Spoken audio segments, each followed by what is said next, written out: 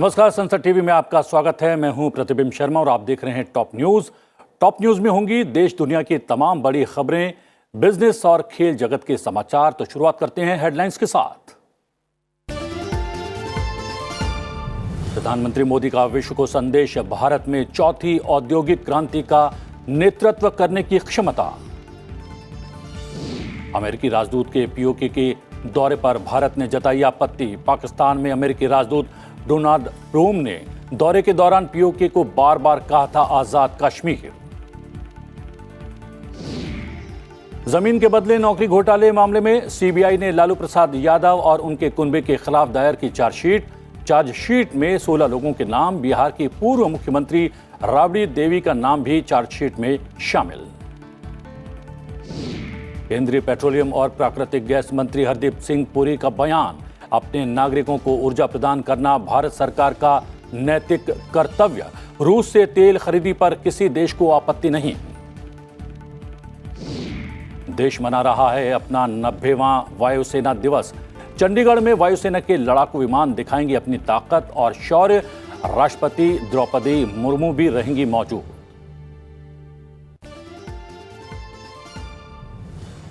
और अब खबरें विस्तार से।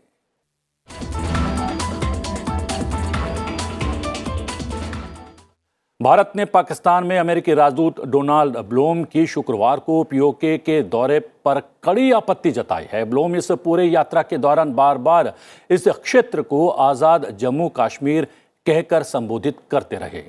विदेश मंत्रालय ने शुक्रवार को स्पष्ट किया कि भारत ने इस्लामाबाद में अमेरिकी राजदूत के पाकिस्तान के कब्जे वाले कश्मीर यानी कि पीओके की यात्रा को लेकर अपनी आपत्तियों से अमेरिका को अवगत करवा दिया है।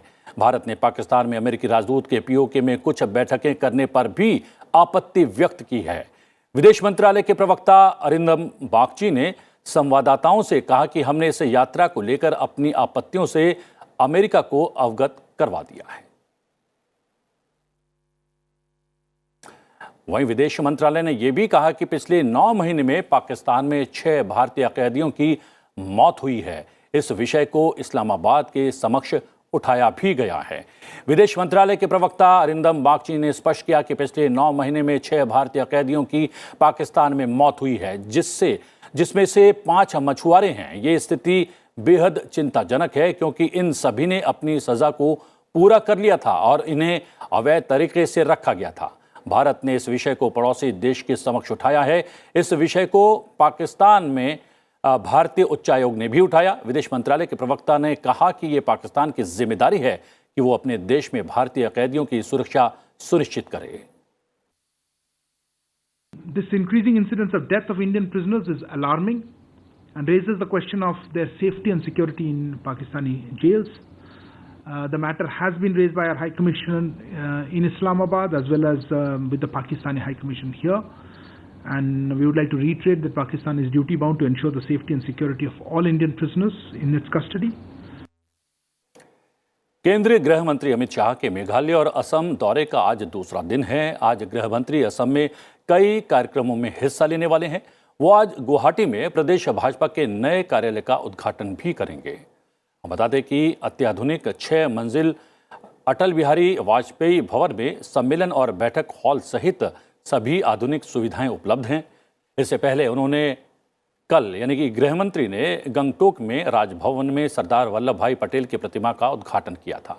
इसके साथ ही गृह मंत्री ने सिक्किम के गंगटोक में पूर्वी और पूर्वोत्तर क्षेत्र डेयरी सहकारी सम्मेलन 2022 का उद्घाटन किया। इस अवसर पर गृह मंत्री ने कहा कि पूर्वोत्तर का वास्तविक विकास वर्ष 2014 में नरेंद्र मोदी के प्रधानमंत्री बनने के बाद से शुरू हुआ है। मगर डेयरी एक ऐसा उपक्रम है जिसके माध्यम से अनेक उद्देश्य सिद्ध होते हैं। डेयरी बनाने के साथ ही आप हजारों करोड़ों बच्चों के पोषण की व्यवस्था करते हैं, न्यूट्रिशन की व्यवस्था करते हैं। गृहमंत्री अमित शाह ने जानकारी देते हुए स्पष्ट किया कि प्रधानमंत्री मोदी के नेतृत्व वाली सरकार ने 65,000 सक्रिय प्राथमिक कृषि ऋण समितियां स्थापित करने का निर्णय लिया है। उन्होंने कहा कि भाजपा सरकार ने अगले 5 वर्ष में प्रत्येक पंचायत में एक प्राथमिक कृषि ऋण समिति और एक डेयरी स्थापित करने का फैसला लिया है। स्वापक नियंत्रण ब्यूरो एनसीबी द्वारा चलाए गए एक बड़े अभियान के तहत जब्त किए गए लगभग 25,000 किलोग्राम मादक पदार्थ को आज केंद्रीय गृह मंत्री अमित शाह की मौजूदगी में नष्ट किया जाएगा। गृह मंत्री अमित शाह यहां मादक पदार्थ की तस्करी और राष्ट्रीय सुरक्षा पर एक क्षेत्रीय बैठक की अध्यक्षता भी करेंगे, जिसमें पूर्वोत्तर क्षेत्र में मादक पदार्थ संबंधी स्थिति और इस पर अंकुश लगाने के तरीकों पर चर्चा की जाएगी। इस बैठक में पूर्वोत्तर के सभी राज्यों के मुख्यमंत्री और पुलिस महानिदेशक हिस्सा लेंगे। जमीन के बदले नौकरी घोटाले के मामले में सीबीआई ने लालू प्रसाद यादव और उनके कुनबे के खिलाफ चार्जशीट दायर कर दी है। इस मामले में 16 लोगों के खिलाफ चार्जशीट दायर की गई है। सीबीआई ने करीब 14 साल पुराने मामले में पिछले दिनों बिहार, झारखंड और हरियाणा के करीब 25 ठिकानों पर छापे मारे थे। IRCTC घोटाले में पहले ही उनके करीबियों पर शिकंजा कसा जा चुका है। अब इस मामले में सीबीआई ने राष्ट्रीय जनता दल अध्यक्ष लालू प्रसाद यादव, पूर्व सीएम राबड़ी देवी, राज्यसभा सांसद मीसा भारती, हेमा यादव को मुख्य रूप से चार्जशीट में शामिल किया है। प्रधानमंत्री नरेंद्र मोदी ने शुक्रवार को कहा कि भारत में चौथी औद्योगिक क्रांति का नेतृत्व करने की क्षमता है और सरकार ने देश को वैश्विक विनिर्माण केंद्र बनाने के लिए सुधार किए हैं। उन्होंने कहा कि चौथी औद्योगिक क्रांति का जितना संबंध नई तकनीक से है, उतना ही नई सोच से भी है। उन्होंने एक संदेश में कहा कि विभिन्न कारणों से भारत पिछली औद्योगिक क्रांति का हिस्सा बनने से चूक गया था, लेकिन भारत में उद्योग 4.0 का नेतृत्व करने की क्षमता साफ तौर पर है।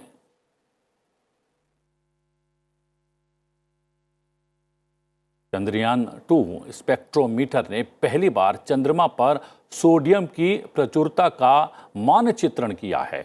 भारतीय अंतरिक्ष अनुसंधान संगठन इसरो के अनुसार चंद्रयान 2 ऑर्बिटर पर एक्सरे स्पेक्ट्रोमीटर क्लास ने पहली बार चंद्रमा पर प्रचुर मात्रा में सोडियम की मैपिंग की है। चंद्रयान 1 एक्सरे फ्लोरेंसिस स्पेक्ट्रोमीटर यानी C1XS ने एक्सरे में अपनी विशिष्ट रेखा से सोडियम का पता लगाया, जिससे चंद्रमा पर सोडियम की मात्रा के मानचित्रण की संभावना खुल गई है।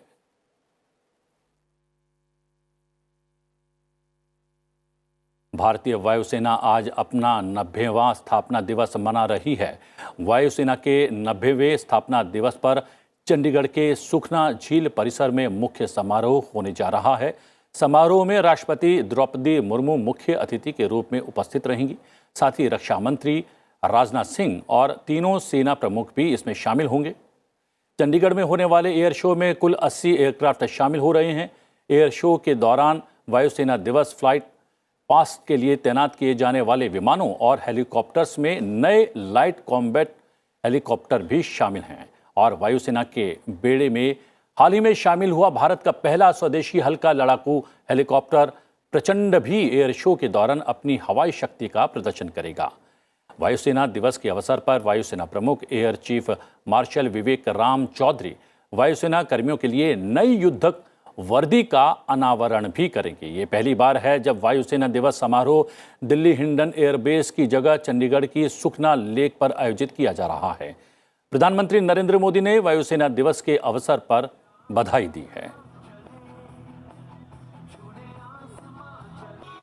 प्रधानमंत्री नरेंद्र मोदी ने वायुसेना दिवस के मौके पर बधाई दी और ट्विटर पर एक वीडियो भी शेयर किया। आइए देखते हैं क्या कुछ कहा इस वीडियो में।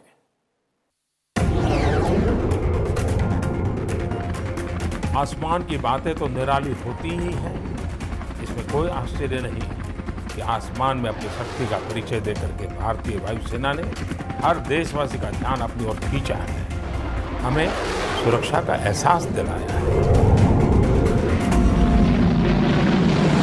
आपकी ये मुद्दा दुश्मन के पैरों में कंपन पैदा कर देती है।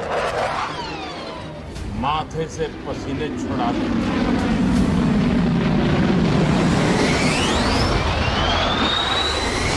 जब भी कोई टेढ़ी नजर हमारी तरफ उठाता है तो उसको उसी भाषा में जवाब देने का जज्बा आप सब में होगा।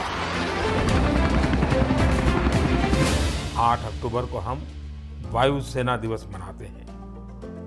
1932 में 6 पायलट और 19 वायु सैनिकों के साथ एक छोटी सी शुरुआत से बढ़ते हुए हमारी वायुसेना आज 21वीं सदी की सबसे साहसिक और शक्तिशाली एयरफोर्स में शामिल हो चुकी है। यह अपने आप में एक यादगार यात्रा है।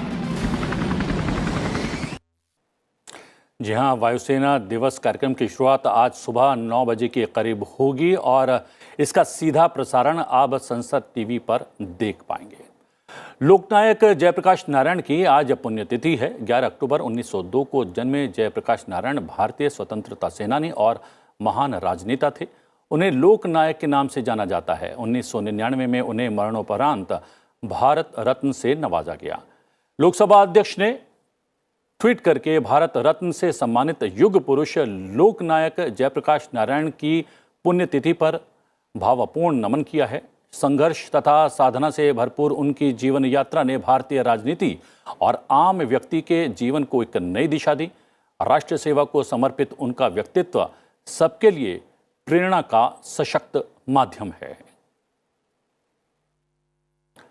कांग्रेस की भारत जोड़ो यात्रा का आज 31वां दिन है। राहुल गांधी और अन्य नेताओं ने कर्नाटक के मांड्या में पद यात्रा की। इस अवसर पर कांग्रेस के पूर्व अध्यक्ष राहुल गांधी ने उद्योगपतियों की कर्ज माफी और किसानों की आत्महत्या से जुड़े मुद्दे पर सरकार पर निशाना साधा। उन्होंने कहा कि एक देश में 2 भारत स्वीकार्य नहीं है। पदयात्रा के दौरान राहुल गांधी ने यहां समाज के अलग अलग वर्गों के लोगों से मुलाकात की। कांग्रेस अध्यक्ष सोनिया गांधी कल कर्नाटक में भारत जोड़ो यात्रा में शामिल हुई और राहुल गांधी के साथ उन्होंने पदयात्रा की। फिलहाल रुक रहे हैं एक छोटे से ब्रेक के लिए। ब्रेक के बाद अंतर्राष्ट्रीय जगत की बड़ी खबरें और खेल जगत के समाचार। बने रहिए हमारे साथ।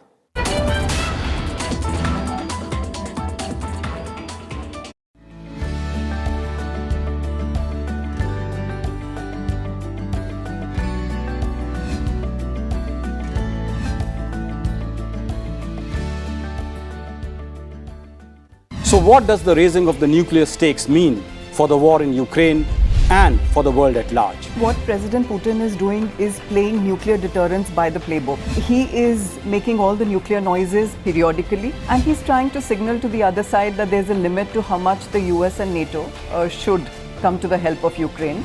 Russia wants to introduce restraint on the part of NATO while coercing Ukraine to accept some of its demands.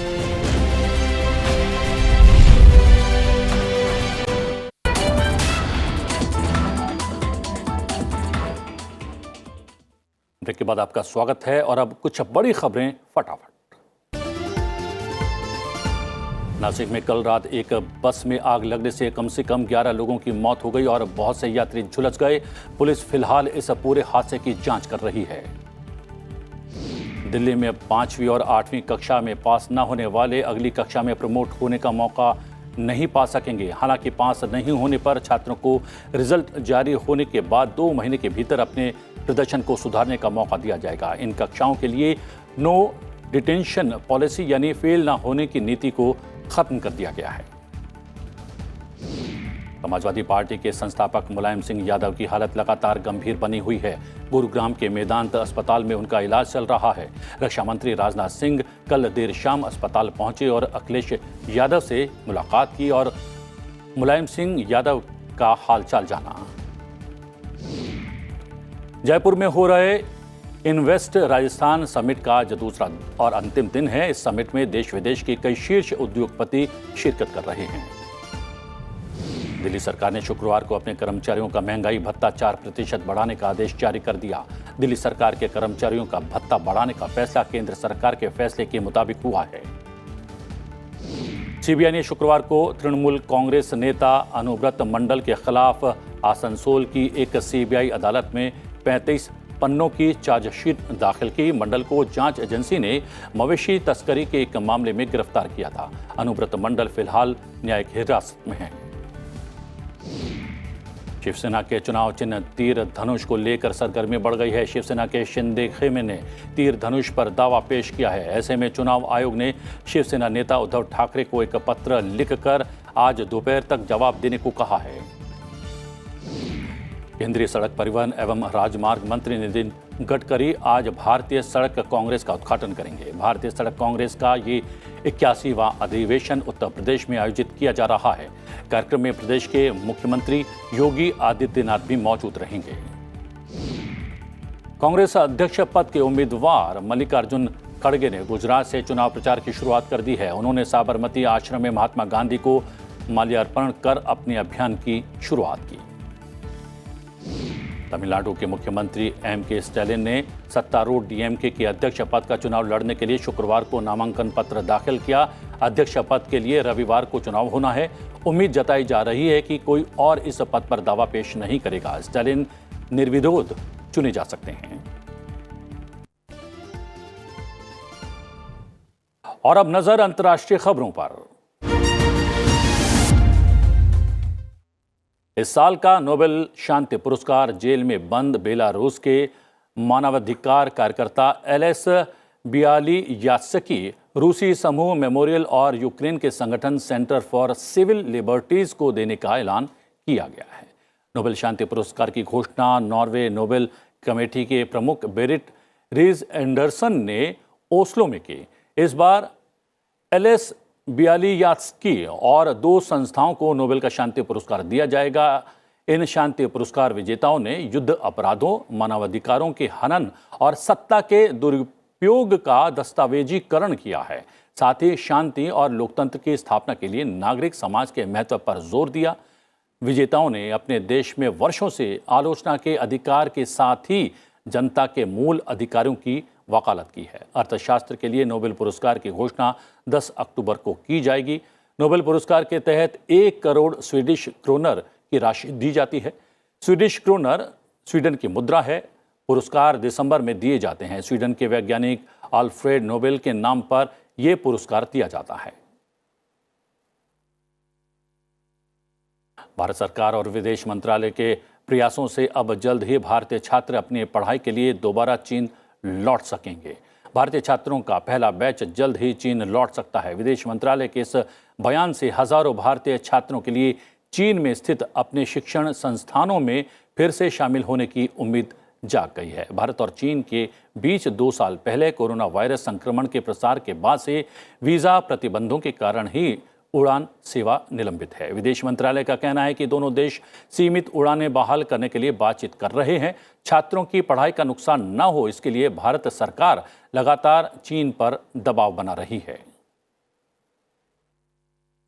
Pakistan में आतंकवाद और सांप्रदायिक हिंसा के खतरे को देखते हुए अमेरिका ने अपने नागरिकों को आगाह किया है।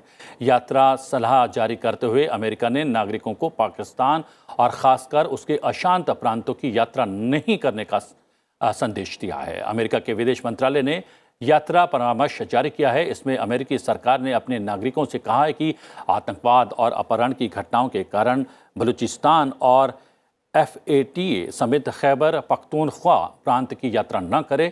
अमेरिका ने तृतीय स्तर पर परामर्श जारी किया है। इस स्तर की यात्रा चेतावनी तब जारी की जाती है जब दीर्घकालिक या गंभीर स्थितियों के कारण यात्रियों और आगंतुकों को जोखिम होता है और जब गैर जरूरी यात्रा से बचा जाना जरूरी समझा जाता है।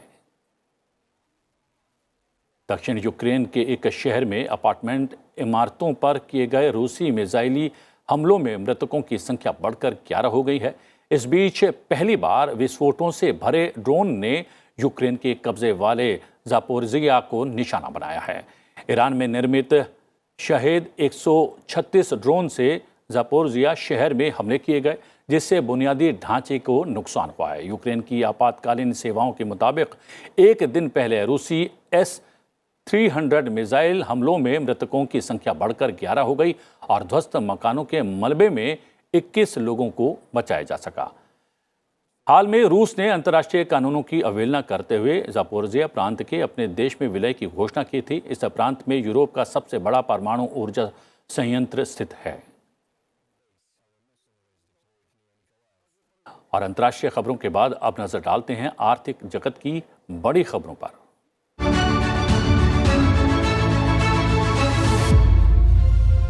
केंद्रीय पेट्रोलियम और प्राकृतिक गैस मंत्री हरदीप सिंह पुरी ने कहा है कि भारत सरकार का अपने नागरिकों को ऊर्जा प्रदान करना नैतिक कर्तव्य है और वो जहां से भी तेल खरीदना जारी रखेगा। उन्होंने स्पष्ट किया कि किसी भी देश ने भारत को रूस से तेल खरीदना बंद करने के लिए फिलहाल नहीं कहा है। केंद्रीय पेट्रोलियम मंत्री और प्राकृतिक गैस मंत्री हरदीप सिंह पुरी ने स्पष्ट किया कि रूस यूक्रेन युद्ध का वैश्विक ऊर्जा प्रणाली पर दूरगामी प्रभाव पड़ा है। आपूर्ति और मांग के पैटर्न में बाधा आ रही है और लंबे समय से चले आ रहे व्यापारिक संबंधों में दरार आ गई है। इसने दुनिया भर के कई उपभोक्ताओं और व्यवसायों के लिए ऊर्जा की कीमतों को बढ़ा दिया है, जिससे कई देशों के घरों, उद्योगों और पूरी अर्थव्यवस्था को नुकसान पहुंचा है। The establishment of a green corridor between India and USA to enhance sustainable energy trade and collaboration on energy-related, clean energy-related issues between the two countries. This could include, though not just limit itself to production of green hydrogen. The United States, as I mentioned, has already got a massive program of incentivization. देश में startup को बढ़ावा देने के लिए सरकार ने एक क्रेडिट गारंटी योजना को मंजूरी दे दी है। इसके तहत स्टार्टअप कंपनियों को बिना किसी गारंटी के 10 करोड़ रुपए तक का कर्ज मिल पाएगा। सरकार ने योजना को अधिसूचित कर दिया है। उद्योग और आंतरिक व्यापार संवर्धन विभाग ने एक बयान में कहा कि 6 अक्टूबर या उसके बाद मंजूर किए गए कर्ज इस योजना के पात्र होंगे। इस योजना के तहत स्टार्टअप की आर्थिक ज़रूरतों को पूरा करने को एक तय अवधि के लिए कर्ज उपलब्ध करवाया जाएगा। कर्ज उन्हीं स्टार्टअप्स को मिलेगा जो DPIIT की अधिसूचना या समय समय पर इसमें होने वाले बदलाव के मुताबिक स्टार्टअप की परिभाषा के दायरे में आएंगे। सरकार के इस कदम से देश की स्टार्टअप कंपनियों को पूंजी जुटाने में मदद मिलेगी। इस क्रेडिट सुविधा को किसी अन्य गारंटी योजना के तहत कवर नहीं किया जाएगा। भारतीय रिजर्व बैंक ने कहा है कि वो जल्द ही विशिष्ट उपयोग के लिए ई-रुपए की पायलट आधार पर पेशकश करेगा। केंद्रीय बैंक भारत में डिजिटल मुद्रा का परीक्षण कर रहा है। आरबीआई ने केंद्रीय बैंक डिजिटल मुद्रा यानी CBDC के बारे में कॉन्सेप्ट नोट पेश किया है। इसमें कहा गया है कि पायलट आधार पर इस तरह की पेशकश की सीमा और दायरे का विस्तार होने के साथ ही समय समय पर ई-रुपए के विशिष्ट विशेषताओं और लाभों के बारे में जानकारी दी जाएगी। कॉन्सेप्ट नोट में डिजिटल मुद्रा की प्रौद्योगिकी और डिज़ाइन विकल्प, डिजिटल रुपए के संभावित उपयोग और डिजिटल मुद्रा को जारी करने की व्यवस्था जैसे प्रमुख मुद्दों पर भी चर्चा की गई है। इसमें CBDC की शुरुआत के चलते बैंकिंग प्रणाली, मौद्रिक नीति और वित्तीय स्थिरता पर पड़ने वाले प्रभावों की पड़ताल की गई है। साथ ही गोपनीयता के मुद्दे का विश्लेषण भी किया गया है। और अब बात खेल जगत की।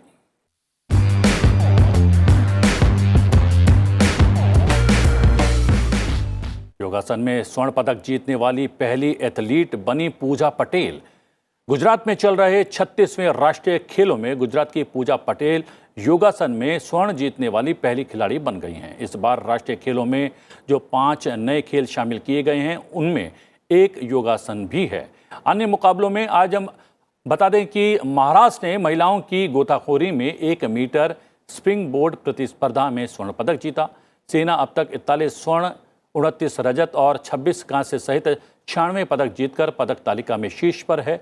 हरियाणा 29 स्वर्ण, 23 रजत और 20 कांस्य पदक सहित 72 पदकों के साथ दूसरे स्थान पर है, जबकि महाराष्ट्र 24 स्वर्ण, 24 रजत और 45 कांस्य पदक सहित कुल 93 पदक जीतकर तीसरे पायदान पर है। भारत और पाकिस्तान के बीच शुक्रवार को खेले गए महिला Asia cup T20 cricket match में पाकिस्तान ने 13 रन से इस मैच को जीत लिया। टीम इंडिया पॉइंट्स टेबल पर टॉप पर अभी भी बनी हुई है। पाकिस्तान की टीम ने पहले बल्लेबाजी करते हुए टीम इंडिया के सामने 138 रनों का लक्ष्य रखा, जिसके जवाब में भारतीय टीम 124 रन पर ऑल आउट हो गई। पाकिस्तान के स्टार खिलाड़ी निदा डार ने नाबाद 56 रन बनाने के अलावा 2 विकेट भी झटके। भारत के लिए आखिरी ओवर में ऋचा घोष ने अच्छी कोशिश की, लेकिन टीम को हार से नहीं बचा सके। भारतीय गेंदबाजी में दीप्ति शर्मा सबसे सफल रही, जिन्होंने 4 ओवर में 27 रन देकर 3 विकेट चटकाए। फिलहाल इस बुलेटिन में इतना ही। आपको छोड़े जाते हैं आज के दिन यानी कि 8 अक्टूबर के इतिहास के साथ। आप देखते रहिए संसद टीवी। नमस्कार। 8 अक्टूबर साल 1932 को भारतीय वायुसेना इंडियन एयरफोर्स की स्थापना की गई। भारतीय वायुसेना भारतीय सशस्त्र सेना का एक अभिन्न अंग है, जो वायु युद्ध, वायु सुरक्षा और वायु चौकसी का महत्वपूर्ण काम देश के लिए करती है। स्वतंत्रता से पूर्व इसे रॉयल इंडियन एयरफोर्स के नाम से जाना जाता था। आजादी के बाद इसमें से रॉयल शब्द हटाकर सिर्फ इंडियन एयरफोर्स कर दिया गया। भारतीय वायुसेना पाकिस्तान के साथ 4 युद्धों और चीन के साथ एक युद्ध में अपना योगदान दे चुकी है। अब तक इसने कई बड़े अभियानों को अंजाम दिया है, जिनमें ऑपरेशन विजय, ऑपरेशन मेघदूत, ऑपरेशन कैक्टस और ऑपरेशन पोमलाई शामिल हैं। इसकी पहली एसी फ्लाइट अप्रैल 1933 को 6 RAF प्रशिक्षित अधिकारियों और 19 वायु सैनिकों के साथ अस्तित्व में आई थी। 8 अक्टूबर साल 1871 को ग्रेट शिकागो फायर घटना घटी। इस घटना ने अमेरिकी शहर शिकागो को तहस नहस कर दिया। ये आग शिकागो के दक्षिण पश्चिम की ओर एक खलिहान में लगी थी। इस घटना में लगभग 300 लोगों ने अपनी जान गंवाई। आग ने 17,500 इमारतों और 73 मील की सड़क को नष्ट कर दिया और 90,000 लोग बेघर हो गए।